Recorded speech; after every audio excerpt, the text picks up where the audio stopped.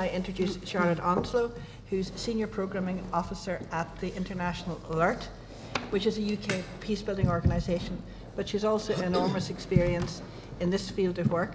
And indeed, maybe I'm paraphrasing it, Charlotte, I think you've done a checklist of, somebody said 21 countries, but have I got the number wrong? Oh, okay, five? Okay, maybe 21 next year. Okay, yeah, we've got high hopes.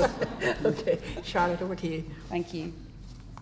Okay, so firstly, good morning, everybody. Good morning. And thanks to the consortium for inviting me to share my experience. I hope I do justice to their request. I've been asked specifically to talk about monitoring and evaluation and how perhaps we did it in the UK. And I'm going to take a UK focus for this and hopefully condense quite a lot of stuff into 5 minutes. So I'm also aware that some people are very experienced in this and are looking for answers, of which I'm always seeking answers as well. But there are also people who maybe don't know as much about M&E as others. So I'll go for a middle ground.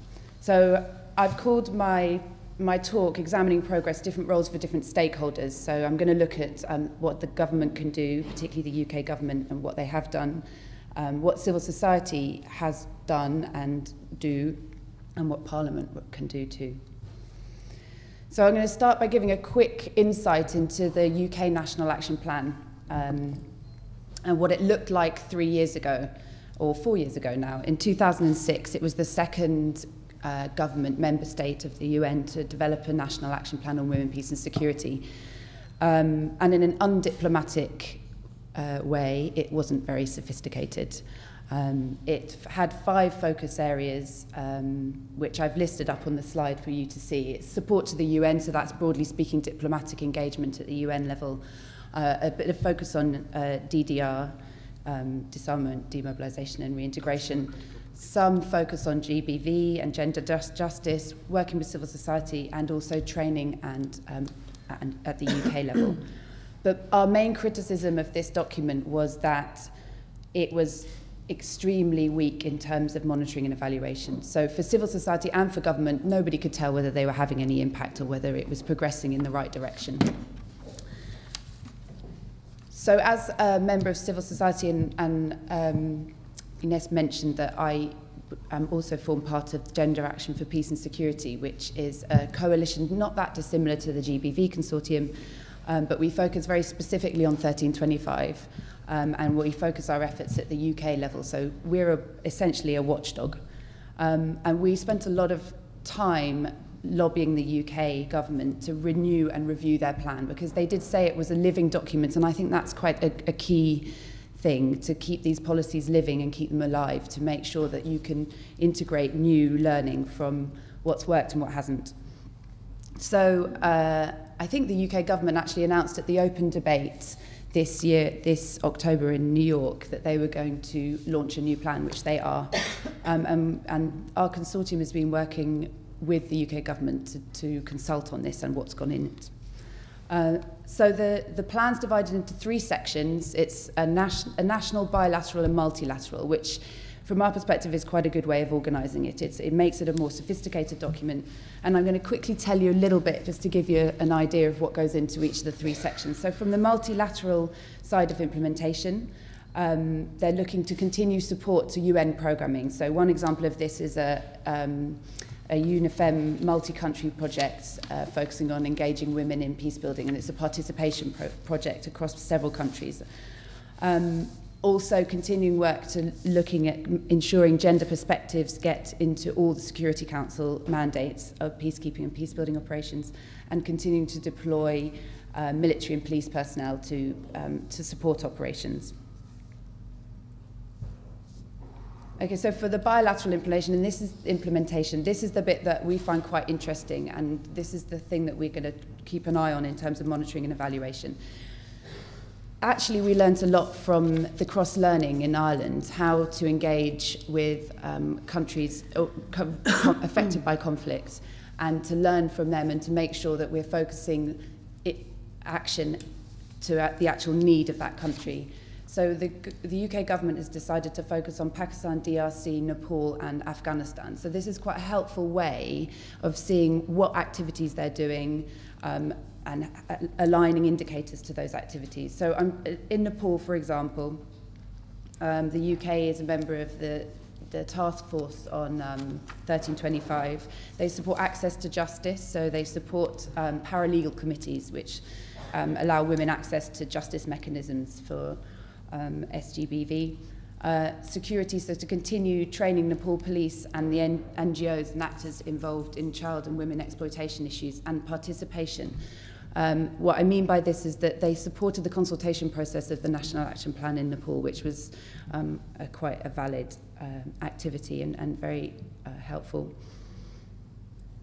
So from the national side of things, which is the last stage of the UK plan, this really focuses on the monitoring and evaluation. So this is the internal focus of the UK government, how they're going to monitor it, and they're going to look at research and informing practice from the ground. So they've got much more focus on getting research teams to look at what the baseline activities are and building up the data, which is in much need. Indicators, they were completely absent from the first plan, and what we liked about this is that they linked them to the global indicators being developed by the UN. The UK National Action Plan indicators are actually process indicators, so it's quite hard to measure impact, but at least that would keep the plan in the right direction, hopefully. Cross-departmental coordination. This is very, very difficult. How to get government departments to work together to make sure they're actually moving forward on these activities. They will meet, hopefully, on a triannual basis, and that will engage also civil society to join them in these meetings. And the last thing is reporting mechanisms. Now, this is the critical part. So up until now, there was no formal request for government to report on it. It was just civil society demanding that they wrote something and they told us what they'd done. This should come from the country offices, from the work being done in the 4 focus countries, and be fed back up to the government level and be developed into an annual report that will be presented to Parliament. Okay, so just to touch on what seems to be an improvement from this plan, as I mentioned, the different dividing it into different national, bilateral and multilateral focuses we think is an excellent way of organising it, makes it more sophisticated. The focus countries will be is a very good step forward, and the indicators. So that's what government has been is trying to do under the auspices of under the watchful eye of civil society. But what can Parliament do? Parliament's also been involved in this, and when I say Parliament, I mean the Associate Parliamentary Group on Women, Peace and Security. And this is a tripartite group of civil servants, parliamentarians, and civil society. And really what they do is they talk about issues, and they act as a forum to talk about issues relating to women, peace and security. And they also keep an eye on what the government's doing and what they've promised to do and hold them to account. And one interesting initiative that they're thinking of doing is a Northern Ireland inquiry into 1325,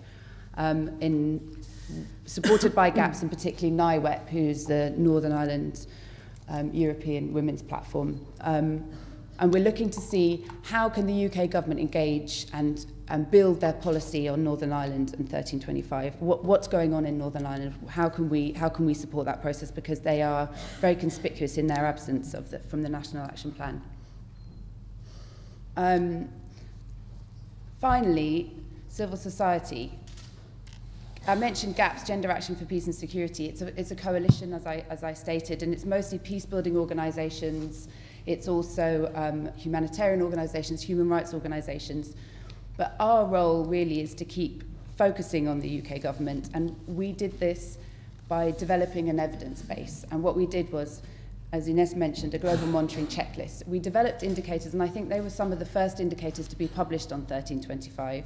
And we looked at 5 different countries: Afghanistan, Sri Lanka, Congo, Nepal, and also Northern Ireland. And we did some baseline research, and we looked at how many access to justice, security sector reform, participation in governance, all the aspects that are covered in 1325. And we use this as a lobbying tool. And we used some of these indicators were integrated into the UN global indicators, so we were very pleased about that. And I can share with you this if you wish. So our work really has continued engagement with government, engaging in consultation with them, and keeping the pressure up. Lastly, I think probably something that might be quite nice to mention is No Women, No Peace campaign. This is to look at, is this year, following the 10th anniversary, making sure that people don't drop the ball, because it's very easy to tick the box and say, we've done the National Action Plan, we've had the 10th anniversary, hurrah, but actually, what for the next 5 years are we going to do? So this campaign is run by GAPS and all the members engaged in it, and we're going to look at keeping up the pressure for a minister, because we don't have any political will on the issue still, and also continuing to push for finances, because there is we're finding it very difficult to monitor what money is being spent on it, and that is a big gap. I hope that wasn't too generalistic, but I didn't want to get too technical, but I can certainly answer any questions or share with you any resources if that's useful. So thank you very much.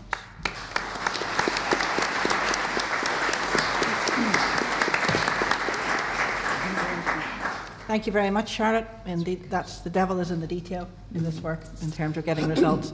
But also, I really do think, because my work in other areas is how do you use international human rights standards and indicators which derive from them and make them real at local level. And part of the answer, not the sole answer, is that they're made live when, in fact, people at local level can actually start defining those indicators themselves and link them to the right standards. And that's the really tough work.